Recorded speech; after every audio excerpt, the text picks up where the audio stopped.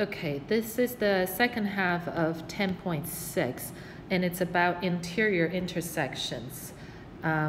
So interior intersections, if you look at this wording on the left-hand side, I suggest you pause the video and read through it, see if you understand it. But mathematically, what it is saying is that if I have two chords or two secants like AC and BD here, and then I create four angles, right? And one of them is angle 1, one of the four is angle 2. And angle 1 is half of the sum of the arc AD, which is on this side, plus the arc measure of BC, which is this side, right here. And if I change the color, angle 2 is right here. And for the same reason, that should be, I'm adding the opposite arcs together, AB, and then the measure of CD, or DC, and then I half it. So that way, that's how I get the angle measure for angle 2. So not a lot of new concepts, but quite a bit of practice. So let's look at the first one. The first one, it tells me that this arc is 45 and this arc is 109. And I'm asked to find AED, which is this angle here. So to find that is simply I add the 45 and the 109 together, and then I half it. So if I do that, you should have 77 degrees. Let's do another one. Let's do number 4. I'm asked to find the angle measure of LK right here. So, and, but I know that this is 74, and I know a interior intersections.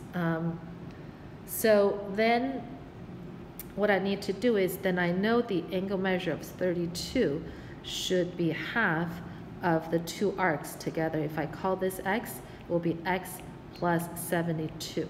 So you multiply 2 on both sides, you should have 124 equals x plus 74. And you subtract 74, you should have x equals 50 degrees. So as long as you understand the relationship between the angle at the intersection that's formed by the two secant or the two segments, then you can set up this equation fairly easily. So let's look at the second concept here. And in this case, I've got a tangent and a secant forming an intersect, right?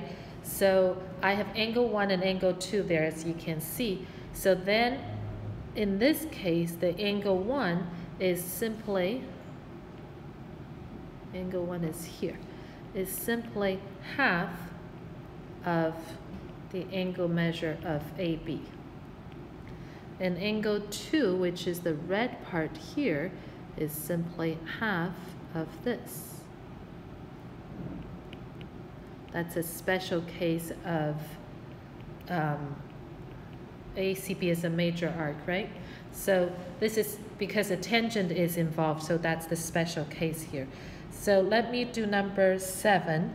I've got a tangent here, and a point of tangency is E, and I'm asked to find DEG, which is this angle. So it's simply half of 308. So that should be 154 degrees. And let's look at number 9. I'm asked to find angle of the arc of XY. So I'm asked to find this little thing right here. I can't really find that easily, but because this angle is 151, so I can probably find the major arc of XCY very easily, which is the angle 151 multiplied by 2, because remember, arc measurements is usually greater. I have 302 degrees. And then 360 minus 302 would give me the 58 degrees. And that's the, actually I should use purple to demonstrate to match my arc. Ooh, 58. This is the measure of XY, is the minor arc. Okay? So make sure you understand the relationship between all the chords or secants and tangents. Now, the next concept is exterior intersections. So let's look at the first scenario. I have two secants, and then I form an angle A right here outside my circle. And in this case, this angle measure of A is half of the arc of CE, half of that, minus, I'm sorry, is the measure of the arc CE, which is minor arc, minus BD. And then I have that. And when I have a secant and a tangent, then angle A is half of the arc measure of BD, which is right here, minus that of BC, which is right here.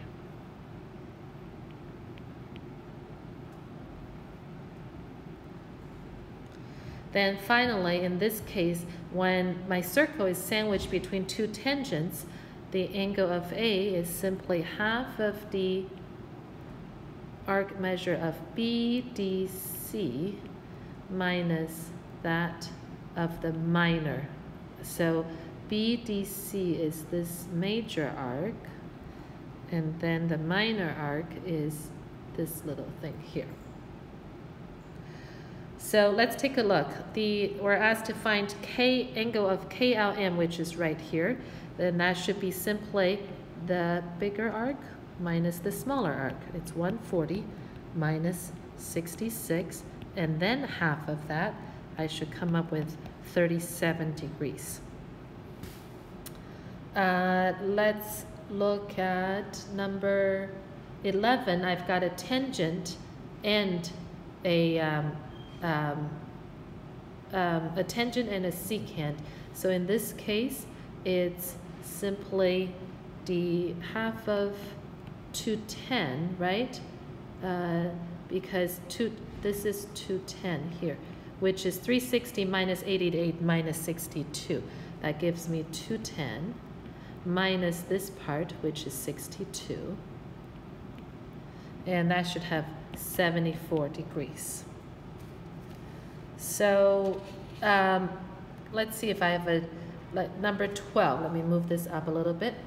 Number 12, here's a third example. I have two tangent, so it's simply the major arc minus the minor arc. So half of the major arc is, what's the major arc? Is 313.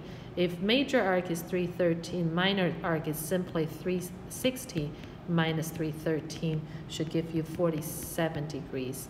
So that's plug in here, and your final answer should be 133, I believe. So check my arithmetic. Okay, so this part is not hard, but it is tedious. Make sure you understand that these exterior angles, exterior intersections are formed by two secants, or one secant, one tangent, or two tangents. Regardless, it's the major arc minus the minor arc, and then you have that. That's how you get the angle measure for the exterior intersections. So that's it for 10.6. It's quite a lot of information, but they're all connected. Make sure you understand that connection. I'll see you in class, guys. Bye.